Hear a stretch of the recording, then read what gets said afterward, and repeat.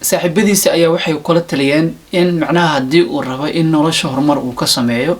in amarada ay siinayso xaaskiisa uu ka hor yimaado waayo maadaama asiga uusan shaqaynaynin oo inta badan macnaha waxa waa saaxiibtiisa waqti uu la qaato wuxuu iska yahay nin inta badan qamriga iska caba saaxiibtiisa la baashaala taasi marka waxay keentay in marar badan soo asxaabtiisa la jooga xaaskiisa ay soo wacdo runtii ay dhahdo saaxiibada dad wanaagsan ma ahan inaad ka soo tagto oo runtii guriga iska joogto maadaama iyada ay reerka u dhaqdhaqaaqayso ay runtii ay shaqaynayso ay ka codsatay inuu guriga iska joogo marka saaxiibadiisa ayaa taleefankaasi runtii aad u dhibsaday maadaama saaxiibadiisa single iska ahaayeen waxay la jeclaadeen nolosha maanta oo ay ku nool yihiin macnaha inuu ku noolaado kadib hadaladii ayuu dhibsaday kadib wuxuu isku dayay in arintii saaxiibadiisa ay fareen arintii ka duwan inuu sameeyo maadaama saaxiibadiisa ay ku dhaheen talada ay xaaskaada ay ku siinayso runtii inaad qaadan oo runtii maadaama nin rag aad tahay oo guriga mas'uulkiisa adiga aad tahay in macnaha waxa waaye taladaada iyada ay qaadato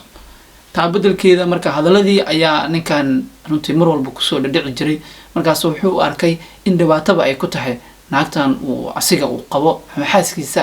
ay dhibaato ay ku tahay maadaama ayaga aysan caruur aysan isku dhalin oo weli ilmo la-aan ay yihiin taasi waxay keentay ninkan inuu ku kaco arrin runtii aad iyo aad u xun oo ah inuu isku dayo in gabadhaani nolosheeda u dhaafiyo haddaba sheekadaani si aad ula socoto min bilaaw ilaa dhammaad fadlan muuqaalkaani nala daawo السلام عليكم ورحمة الله وبركاته أصحابي الملكسة جوكتان وحيد الله رمضان الكريم هل كاد نقدر ونسان وأحمد تلياني لأنك فيسبوك كان يستدعو كلا وأحمد تلياني هذا هدي عندنا عصب تاع صاحب سبسكرايب نوصار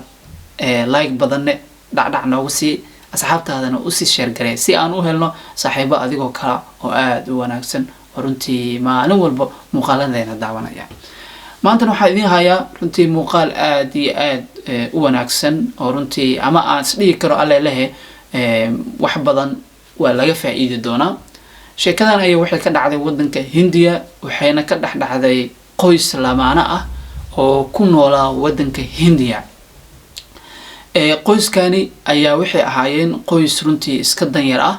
maadaama qoyskaasi oo ninka inta badan uusan shaqaynaynin gabadha ayaa waxay ahayd gabar reerka inta badan u dhaqdhaqaaqda oo waxa ay soo hesho guriga ku maarin jirtay lamaanahani waxay isguursadeen adiga waxay isqabeen inta badan 2 sano ilaa 3 sano ay isqabeen wax awlaada ma aysan isku dhalin laakiin waxay ahaayeen dad nolol fiican ku wada nool aad isku qanacsan ay ahaayeen kadib wiilkii ayaa markii dambe maadaama uu bisaaradii ay ka badbadatay kadib waxa uu sameeyay in uu xoogaa isla hadlo marar qaarkii isku booqo taasi waxay keentay in gurigiiba oo runtii fadhigiisa uu aad u karaxsaday taa bedelkeeda waa dareemi kartaa qofka markuusan shaqo haynin 24 saac qofka guriga ma fadhin karo wuxuu u baahan yahay banaanka inuu tago oo runtii hawo soo qaato kadib asigii inta badan wuxuu sameyn jiray asxaabtiisa inta badan la kulmi jiray asxaabtii uu la kulmi jiray asxaab maysan ahayn oo runtii balwad taas u la maysan ahayn balwad kaliya sigaar iyo qaad iyo waxyaas oo kale ay lahayn jireen laakiin asxaabtii waxa meesha ku soo biirtay asxaab kale oo runtii balwad leh oo runtii qamriga hadhihin waxya alkoolada iyo waxyaabo kale ay isticmaalayeen kadib adiga asxaabtii way isbarteen kadib muddo badan ay asxaabtii wada socdeen saaxiibka waxa la baray in barnaamijkan uu tijaabiyo oo ah in macnaha waxa waaye qamrigii uu cabo ilaahay ku masadanaade iyo balwadii kale inkastoo qamriga uu cabi jiray laakiin wuxuu cabi jiray maalmaha inta badan sabtida iyo xadda oo ah maalmo fasaxa oo inta badan wadanka aan dadka aysan wada shaqeyn laakiin asxaabtani maalin walba ay cabayeen waa dareemi kartaa qof saaxiibka ah oo runtii agtaada wax ku cabaya adigana maalin walba ku dhahayo baashan cab ama isku day waayo Soomaali waxay dhahdaa saaxiibka man ku madaweey mana ku cadeeyo hadba ama kolba sidoo asiga uu yahay ayuu ka dhigaa kadib ninkan waxa uu bartay balwadi ayuu bartay waxyaabo badan ayuu sameyn jiray oo ah in gurigii uu xilli dambe late time uu tago taasoo inta badan xaaskiisa ay marar badan ay isku dhacaan oo ay isku buuqaan taasina waxay keentay in dagaal uu ka dhex dhaco ayaga inta badan familka ayaa runtii kusoo bixi jiray oo runtii xalin jiray maadaama gabar aad wanaagsan ay ahayd familka ayaa arrinta la wadaagtay waxayna u sheegtay in ninka inta badan uu soo daaho dhibkaasna ay ku qabto laakiin gabadha aad u jeceshaa ninka maadaama marka hore jecel ay isku guursadeen wayna dareentay in nolosha haatan saaxiibadiisa ay ka bedeleen familkii ayaa runtii isku soo celiyey oo runtii macnaha dhexdooda maslaxad dhex dhigay wiilkan waxaa loo sheegay in xaaskiisa uu dhaqdo reerkiisana uu ka taxadiro adiga alcumuum waayahay ayuu familkii sidii ku yiri howshiisa ayuu gadaal uu kasii watay kadib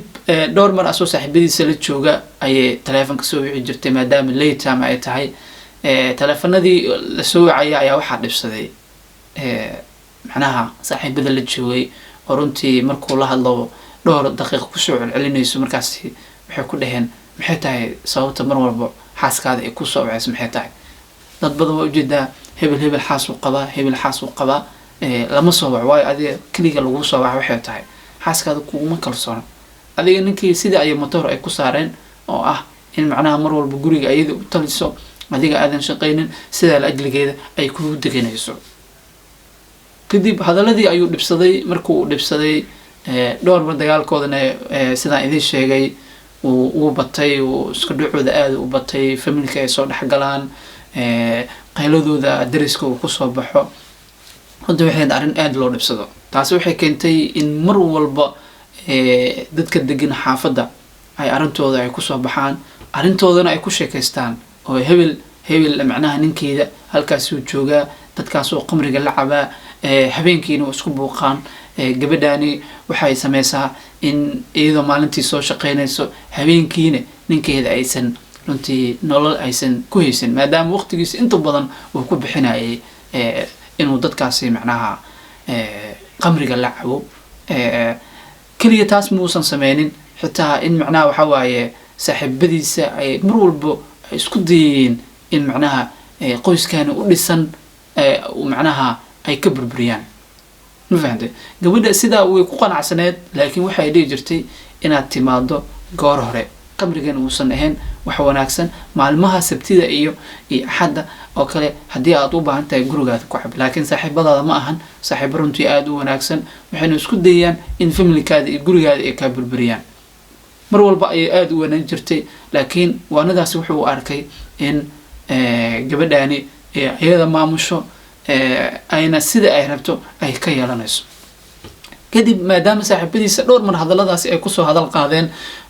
taa bedelkeedana wuxuu sameeyey runtii arrin aad u xun taasoo ah inuu isku dayo in xaaskiisa uu nafta u dhaafiyo subax ka mid a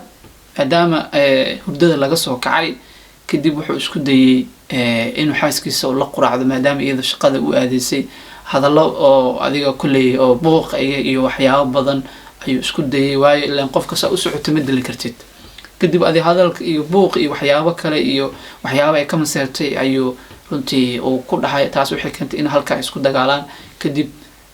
toorey uu taalay ama guriga taalay intuu soo qaato tooradii ayuu jirka meel walba uu ka gelgeliyay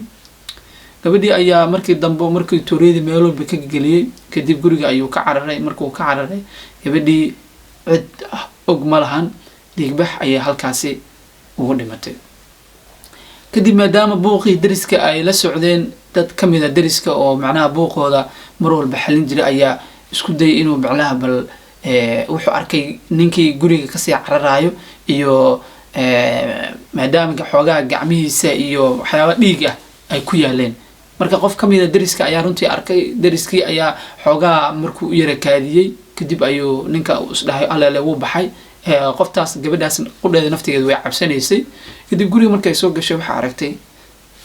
naagtan oo dhiig baxayso oo nafna aysan ku jirin kadib ambalaasaa la wacay booliska ayaa halka yimid baaritaan ayaa lagu sameeyey waxaa la ogaaday ninkeeda inuu dilay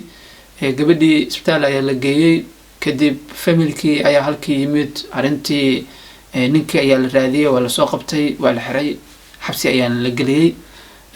runtii sheekadaas waxay ahayd sheeko runtii aada u naxdin badan aadayna u dhib badan tahay waxaa waaye qofka hadduu balwad runtii taa lamid hadduu leeyahay waayo mararka qaarkii mar walba waxa muhiim waxa waaye in qoyskaada aad ka taxadirtid aada ayay u muhiim tahay marka sheekadii halkaas ayaan kusoo gebgabeynayaa waxaan idinka codsanayaa inaad subscribe noo sartaan like badanna siisaan asxaabtaadana usii share garaysaan si aan u gaarno 3,000 subscribe dib intaan u kulmi doono waxaan idinkaga tegayaa sidaa iyo nabadgelyo